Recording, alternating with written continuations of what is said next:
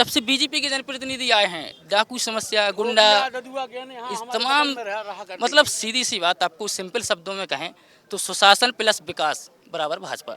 राहुल गांधी जो हैं वो जब तक कांग्रेस पार्टी में रहेंगे, अभी तो उनके पास 60 सीटें हैं भारत में, कुछ दिन बाद 6 बचेगी, क्योंकि जो भारत में राम का नहीं है वो किसी काम का नहीं है। 10 कुंटल अनाज निकालते थे, आज हम उसमें 100 कुंटल अनाज निकालते हैं। ये बीजेपी की देन है जो हमें ये सुविधाएं दी हैं। 24 घंटे बिजली पहुंचाने का काम अगर कोई सरकार कर रही है ग्रामीण क्षेत्रों में, वो भी हमारी भाजपा सरकार कर रही है।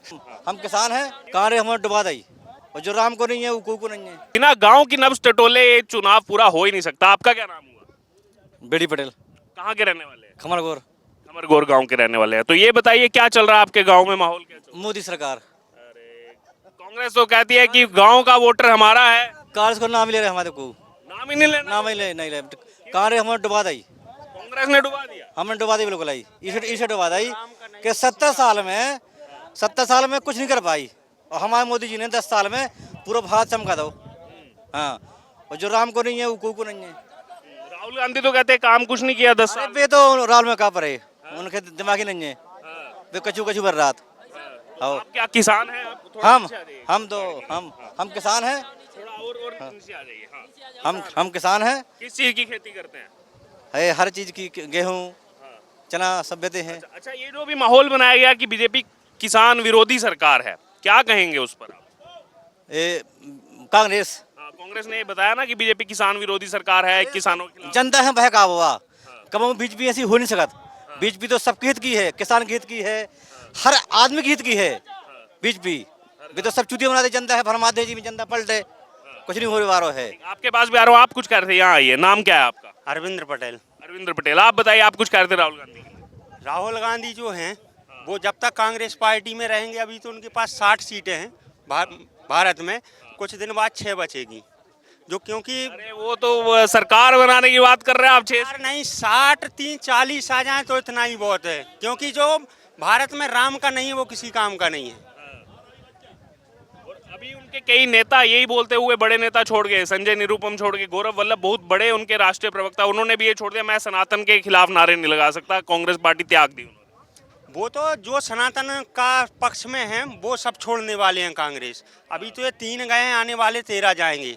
जो लोकसभा चुनाव तक आप देखेंगे, मैं भी हूँ, कोई नहीं वर्केगा जो सनातन के पक्ष में है। अच्छा, क्योंकि उनके साथ जो साथ दे रहे हैं जो सनातन विरोधी है।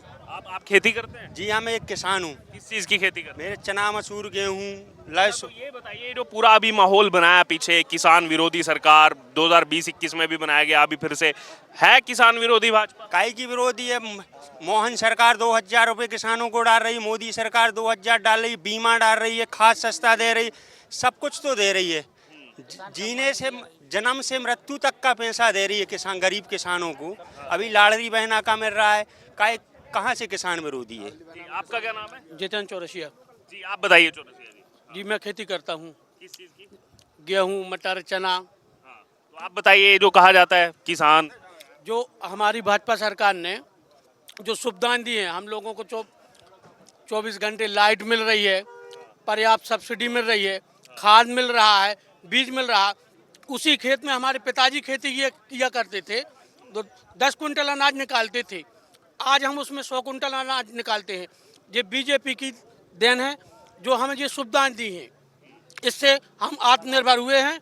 और जय भाजपा, जय मोदी। जी, आप बताइए आपका क्या नाम है? रामावतार पटेल मेरा नाम है। मैं पटेल जी, आप भी खेती करते हैं? हाँ, मैं पूर्वजों से प्राकृतिक नेचुरल किसान हूँ। जी, आप बताइए, खरीफ और रबी फसलों की खेती करते हैं। किसकी सरकार ला रहे हैं? मोदी सरकार। आप भी मोदी सरकार लाएंगे? देखिए, राहुल गांधी का उसका कारण सिर्फ और सिर्फ ये है, आज के 10 साल पहले, 2014 के पहले यदि हम चलें तो आप ही लोग हेडलाइन चलाते थे। आज पुलवामा में हमला हो गया, श्रीनगर में ये मुठभेड़ हो गई, मतलब आतंकवाद, नक्सलवाद, क्षेत्रवाद, जातिवाद, ये जितने अपवाद हैं ये सब समाप्त हो गए। और हमारे यहाँ तो पहले पत्तों पत्तों में डाकू भरी रहते, अब यहाँ मध्य प्रदेश, यहाँ पे एकदम हाँ बुंदेलखंड में। हाँ, अरे इस गांव में क्या, पूरे बुंदेलखंड में। यहाँ आने से डर लगता था हम लोग। आज आप जो बीच हाईवे पे, स्टेट हाईवे पे आप मीडिया मतलब लाइव चला रहे ना, ये आप किसी शहर में नहीं चला सकते थे यहाँ पे। कितने कांग्रेस के समय का? हाँ, जब से यहाँ पे मतलब बीजेपी का शासन आया है, बीजेपी के नेता आए हैं, और ये मतलब जब से अपने डॉक्टर कुशमरिया जी यहाँ से विधायक बने हैं सन 77-80 जो भी हो जब की समय से, मतलब ये मतलब जब से बीजेपी के जनप्रतिनिधि आए हैं, डाकू समस्या, गुंडा, इस तमाम मतलब सीधी सी बात आपको सिंपल शब्दों में कहें तो सुशासन प्लस विकास बराबर भाजपा। तो पहले यानी कि जो डाकुओं का आप बता रहे हैं तो उनको संरक्षण होता था, मिलता था कांग्रेस पार्टी का? होता होगा कुछ अनावश्यक तत्व रहते हैं जो वो रख लेते, लेकिन जब से हमारे डॉक्टर रामकृष्ण कुशमरिया जी आए थे तब से उन्होंने डाकुओं का सफाया कर दिया।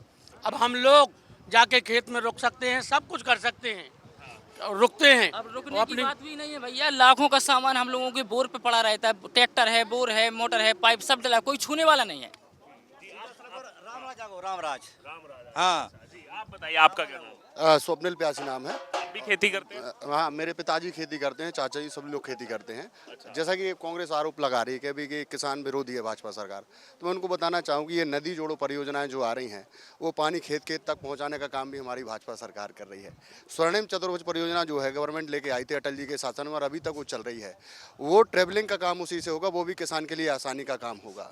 24 घंटे बिजली पहुँचाने का काम अगर कोई सरकार कर रही है ग्रामीण क्षेत्रों में, वो भी हमारी भाजपा सरकार कर रही है। किसान सम्मान निधि, लाडली बहना और ऐसी कई योजनाएं हैं कि जिनको अगर हम गिनाना चाहें तो पूरा दिन लग जाएगा, है ना। तो कांग्रेस का कोई दृष्टिकोण तो है नहीं। हाँ, ये हम मानते हैं कि कोई भी सरकार 100% परफेक्ट नहीं हो सकती, लेकिन उसी को परफेक्ट करने के लिए हमारी सरकार चुनाव लड़ने से पहले आपसे सुझाव मांग रही है और उस दृष्टि में काम करेगी। ऐसा नहीं कर रहे हम लोग के पहले जो होता था कि बंद कमरे में पता चला 10-20 IAS लोग बैठे हैं, उसके बाद उनका घोषणा पत्र जारी हो रहा है, उस हिसाब से चल रहा नहीं। अब हमारी सरकार जनता से सलाह लेती है, पब्लिक से सलाह लेती है, स्टूडेंट से सलाह लेती है, किसान से सलाह लेती है, कर्मचारी से सलाह लेती है कि हमें क्या करना चाहिए। वो चीज़ फिर जाके घोषणा पत्र में शामिल करती है और उसके बाद उस घोषणा पत्र को लागू करने का काम हमारी सरकार करती है। मतलब युवाओं का मुद्दा हो, युवाओं का मुद्दा हो, किसानों का मुद्दा हो, देश का मुद्दा। देखिए हम भी पढ़े लिखे हैं, थोड़ा बहुत, ज़्यादा तो नहीं है। राष्ट्र की आय कब बढ़ती है? जब प्रति व्यक्ति की आय बढ़ती है, ये तो तय है, आप भी जानते हैं। अब राष्ट्र की आय कब बढ़ेगी? जब देश में शांति होगी, सुशासन होगा, विकास होगा। जब हमको घर से निकलने मिलेगा ना, तब तो हम काम करेंगे। जब काम करेंगे तो पैसा आएगा। क्या कांग्रेस गवर्नमेंट ने कभी आंतरिक सुरक्षा के मुद्दे पे काम किया? इंटरनल सिक्योरिटी पे कभी इनका ध्यान किया? ये कहते हैं कि मोदी सरकार कह रही कि हम तीसरे नंबर पे आएंगे। ये पूछा ना कि कैसे आएंगे? ये कौन सा तरीका है कि हम, इनका विजन था 2047 में तीसरे नंबर पे आना, और हमारे प्रधानमंत्री का क्या है अगले टर्म में। तो निर्णय शक्ति जिसके पास होती है वो सरकार विकास कर पाती है। एक छोटी सी बात मैं कहना चाहूँगा कि हर चीज़ जनता के हिसाब से नहीं होती, लेकिन हमारे मोदी जी जनता को लेकर के साथ साथ नीति को लेकर भी चलते हैं। राजा को नीति के हिसाब से चलना चाहिए, जनता के हिसाब से। अगर राजा राम चलते तो वो तो अयोध्या वापस चले जाते जनता के हिसाब से, लेकिन जो जनता के हित में हो वैसा काम हमारे माननीय प्रधानमंत्री, आदरणीय प्रधानमंत्री जी कर रहे हैं।